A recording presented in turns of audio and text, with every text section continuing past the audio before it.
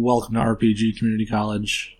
Today I'm going to talk a little bit about the build I've been playing in Wolcen Lords of Mayhem, which is a ailment-focused spellcaster. And the basic concept of the build is just to apply as many ailments on enemies as I can so that I get some nice damage buffs. And I have skills that really just amplify the damage that ailments can do to single targets. So the boss DPS is pretty good as well. And I just enjoy the playstyle of playing a mage. And I thought there were some other people out there who would enjoy the playstyle as well. So I'm here to share my build. I guess the first thing we can look at are the skills. I'm using Anomaly, and what I'm focusing on getting here for the skill modifiers are the nodes that increase the damage of ailments to enemies that are standing inside the anomaly. And you also want to convert the damage to lightning so that you can start applying shock ailments to enemies. Shock damages enemies, so it's a pretty useful ailment to be applying to everyone. I also grabbed the modifier that lets you cast it 2 times instead of just once. Increased critical damage is good. Like in this game, like any build can be anything, so every build should kind of just be a crit build because of just the damage that it's going to provide you. And increased AoE, it's pretty good. Next we have Winter's Grasp. Increased damage, pretty standard. Increased AoE, very useful. Nice quality of life. We're going to convert the damage to shadow damage as well, and this is going to give us curse stacks. Curse is something that increases the damage taken, which is another very useful multiplier. It's kind of like it just adds on another layer to your damage multipliers, and it's a pretty big damage increase. So this is something you're definitely going to want to get on Winter's Grasp. Increased crit damage, another pretty standard node. And Permafrost. This is very useful. This kind of turns into like a damage over time ability. Think like if you ever played Path of Exile, it's like, kind of like Cold Snap. It's very similar to that. Makes the skill much more useful. Next up, for our movement skill, I use Aether Jump. The most important thing about this is getting the skill modifier that makes it so that when you teleport on top of enemies, it puts the stasis ailment on them, and the stasis just slows down their attack cast move speed. The modifier that removes the cooldown is also very strong, and then just gaining willpower for hitting enemies with it. Oh, and there's also one that removes crowd control effects when you cast it too. That's pretty nice. Actually a really nice movement skill. Very powerful. After that we have the tier of Ethelyl. I don't know how to say that. But it's basically the skill that drops a giant ice meteor from the sky. Well, we actually take the Stalactite Rain modifier, and it turns it into a damage over time ability, just kind of like Winter's Grasp is. And it deals a shit ton of damage. This is definitely your single target skill, and it just melts things. I also convert the damage to fire, so that we have access to another ailment. And burn just deals damage over time. And just kind of stacking shocks and burns on enemies is gonna give us quite a bit of damage on top of the already high base damage of this ability. It works out pretty well. Then we got increased crit damage, increased chance to inflict ailments, and just damage increases. For the last skill, I use Thunderstrike, and I convert it to Shadow, and I grab Rebuilding the Trinity modifier so that it gives me a buff.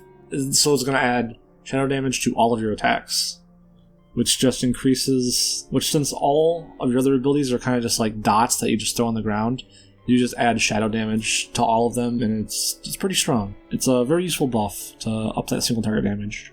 I really don't use this all that often. I kind of just cast it for the buff and that's it. But besides that, increased damage, increased crit damage, ailment chance score. No, it's pretty good.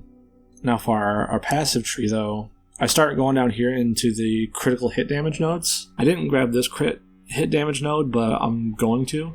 Then you want to go down here to wild card, up your crit chance score. Then I work my way into the little Kabbalist area. And probably the most important thing here to get is Immortal Offering. Since we're stacking up ailments, so many different ailments, and we're stacking them up so fast, we get a pretty big damage increase when we have all of our Immortal Offering buffs up. It's very, very noticeable when you have these up and when you don't. Grievous Afflictions is going to make you stack up ailments even faster. Insidious Decay, again, just more ailment stacks more faster. And then Primordial Insights, since we are going to be a crit build, this is going to allow our damage over time elements to crit. Another node. That's just kind of a no-brainer you're going to want to get. Basically, you just pick up everything in this tree. In this little area. Like, it's all very useful for the build. Then next you probably want to come down here to get Merciless Lethality. Plus 100 critical hit damage. Very, very strong. Another very important node is Time. In the Time Weaver tree is which time cannot heal. Our Aether Jump has a 100% chance to inflict stasis. So what I like to do is throw down all of my dots in the ground and then Aether Jump on top of the enemy, and it just doubles your damage. You can't really go wrong with doubling your damage. Dire Juncture is a pretty useful defensive ability as well. Like, you'll only take 40% of the damage up front. I can't tell you how many times this has saved my ass. You have more than enough time to pop some health pots. Then you also get max ailment stacks in this tree as well. Those are important to pick up. That's gonna boost your damage up quite a bit.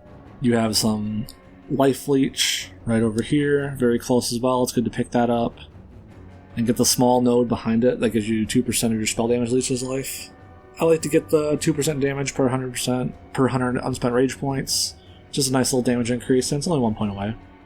Then we come in here into the Abyssal Shaper tree and the third root wheel, and we grab Fatal Pact. Since we're stacking up ailments so fast, and we have so many of them, we do actually get all of these buffs constantly on us all the time. Very nice to have. And for the rest of the tree, I kind of just went over here. I grabbed Attrition Strategist to up the chance of applying ailments. And then I'm starting to work up here. I'm going to get the crit nodes up here. And then probably the block is something I plan on getting. I want to try using Static Transferal and Overload and Sparking Dart. I'm going to see how that goes. And if it isn't that good, I'm probably just going to respec into getting Salvatory Anchor and just being super tanky. But I definitely do plan on getting Salvatory Anchor, Static Transferal, and Sparking Dart is what I'm thinking I'm going to be working towards next. Kingless Aegis, Sacred Oath, and Selfless Courage are also going to be something I'm going to work into the build as well. I just, need to grind from levels. Stats, probably the easiest thing to talk about. Like, I just got enough wisdom to get like a 20% chance to apply ailments, and that's plenty. Like, that's more than enough. You're going to max out your ailment stacks like pretty much instantly. And then the rest, like, I got a bunch of health, and then I got a bunch of ferocity. I didn't get any agility. Like, it's you don't need it. All of your skills are damage over time, and you just cast them one time and they just stand there. Ferocity is important just for getting crits. And yeah, you really just want to pump most of your stat points into one stat so that you can raise up the total bonus damage as high as you can get it. Right now I'm sitting at 454 and I'm level 64. Every time I level, I just put 8 points into ferocity and then 2 into toughness. Is basically what I've done. And last but certainly not least is the gear. I tried to focus on getting all resistances on my gear. I do have some pieces that give me health and all resistances, but for the most part, because anyone can wear any gear, so I just focused on getting resistances for damage mitigation. And then critical hit damage. Critical hit damage is probably the stat that's going to boost up your damage more than anything else, so you want to focus on that. Pretty much all my gems are for my offensive and support ones. They all revolve around crit. And then for my defensive gems, I just put in gems that gave me max health. Oh, and I also got sacred damage added to my spells, and that gives me another ailment to stack up and boost up my damage even more. And that puts weaknesses on the enemies as well, which lowers the damage that they deal. And for the actual rolls in your gear, you just want to get stuff that increases your critical hit chance, status ailment chance score, ferocity, resource generation. Anything that adds flat damage to spells is alright. Occult damage is pretty good. You actually deal quite a bit of occult damage and elemental damage. So either of them are, they're alright. But really what I focus on is critical hit damage and just as many resistances as I can get. You don't need any cast speed or anything like that. It's irrelevant. Cooldown reduction as well is also really good. If I see something with cooldown reduction, it's pretty tempting to take because that's a very huge quality of life thing for this build. But yeah, that's about it. That's the build. I'll just leave you with some gameplay, and that's pretty much going to be it. Thanks for watching, and if you'd like to continue your education, enrollment here is free. All you gotta do is like and subscribe. I hope you learned a thing or two. I wish you the best of luck in all of your endeavors, and I hope to see you again soon.